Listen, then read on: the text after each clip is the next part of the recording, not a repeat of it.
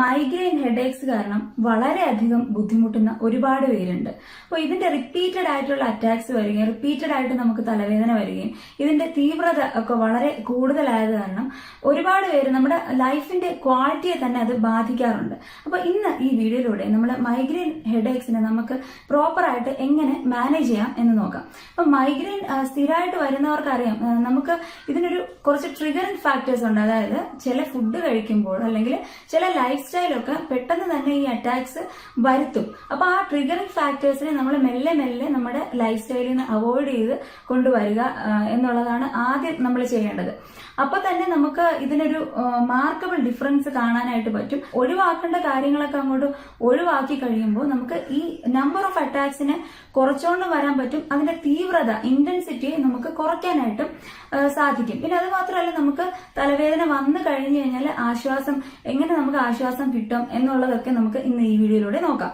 അപ്പൊ migraine attacks നമ്മുടെ തലയുടെ ഒരു സൈഡിലായിരിക്കും കൂടുതലായിട്ടും പെയിൻ ഉണ്ടാവുന്നത്. ആയുർവേദത്തിൽ അർദ്ധാവഭേദകം എന്നാണ് പറയുന്നത്. അപ്പൊ മൈഗ്രെയിൻ അറ്റാക്സ് വരുന്നതിന് മുന്നേ തന്നെ നമ്മുടെ ബോഡി കുറച്ച് വാർണിംഗ് സൈൻസ് കാണിക്കാറുണ്ട്. സ്ഥിരമായിട്ട് മൈഗ്രെയിൻ വരുന്നവർക്ക് അറിയാം, അവർക്ക് തന്നെ അറിയാം, ഓക്കെ എനിക്കിപ്പോ മൈഗ്രെയിൻ എനിക്കിപ്പോ ഹെഡേക്ക് വരാൻ പോവുകയാണ് എന്നുള്ള സിഗ്നൽസ് കാണിക്കും. അത് കണ്ണിനൊരു മങ്ങല് പോലെ തോന്നാം, മൊത്തത്തിലൊരു ടയർഡ്നെസ് ഫീൽ ചെയ്യാം.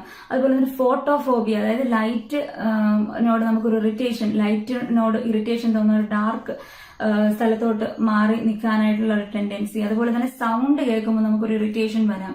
പിന്നെ തലയുടെ ഒരു സൈഡ് നല്ല വേദന, പിന്നെ നോസിയാറ്റിക് സെൻസേഷൻ, ഛർദ്ദിക്കാനുള്ള ഒരു ടെൻഡൻസി. പിന്നെ കുറച്ച് നമ്മൾ റെസ്റ്റ് എടുത്ത് കഴിയുമ്പോഴോ അല്ലെങ്കിൽ ഛർദ്ദിച്ച് കഴിയുമ്പോഴോ നമുക്കൊരു വേദനയിൽ നിന്ന് ആശ്വാസവും കിട്ടും.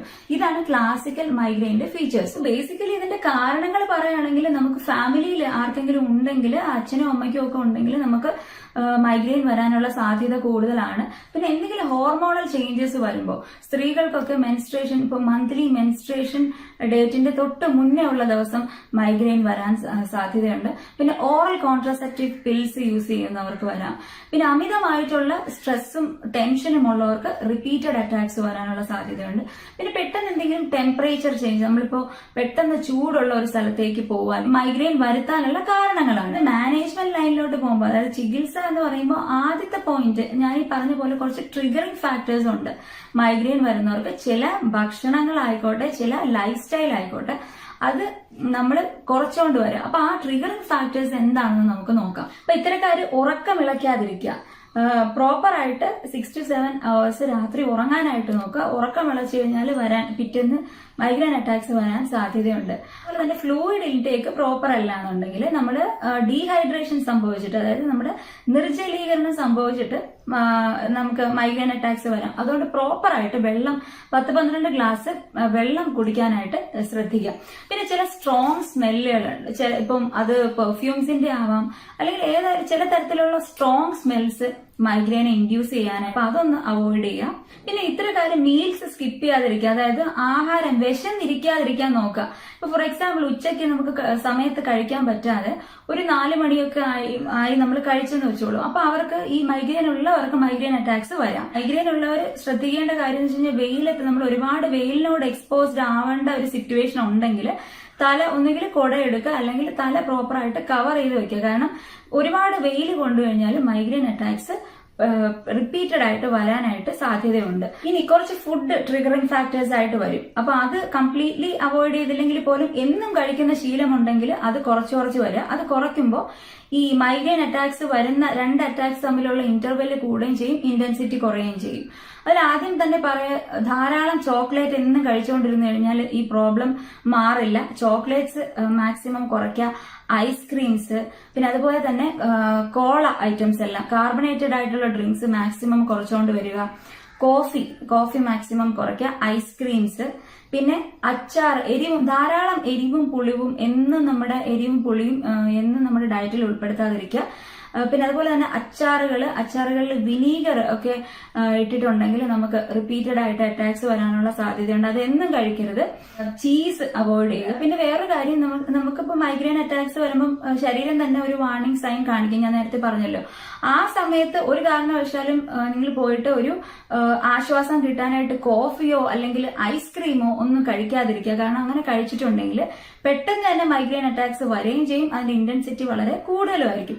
അപ്പോൾ ഈ പറഞ്ഞ കാര്യങ്ങൾ ലൈഫ് സ്റ്റൈൽ മോഡിഫിക്കേഷൻസും അതുപോലെ തന്നെ ഫുഡും ഇത് പ്രോപ്പർ ആയിട്ട് നമ്മൾ കുറച്ചുകൊണ്ട് വന്നു കഴിഞ്ഞാൽ നമ്മുടെ മൈഗ്രെയിൻ അറ്റാക്സിന് ഒരു മാർക്കബിൾ ഡിഫറൻസ് നിങ്ങൾക്ക് കാണാനായിട്ട് പറ്റും. ഇനി സെക്കൻഡ് പോയിന്റ് എന്ന് പറയുന്നത് നിങ്ങൾ പ്രാണായാമം പ്രാക്ടീസ് ചെയ്യുക. ഏതെങ്കിലും ഒരു ബ്രീതിങ് എക്സസൈസ് പ്രാക്ടീസ് ചെയ്തതിനു ശേഷം അത് ഡെയിലി ചെയ്യുക.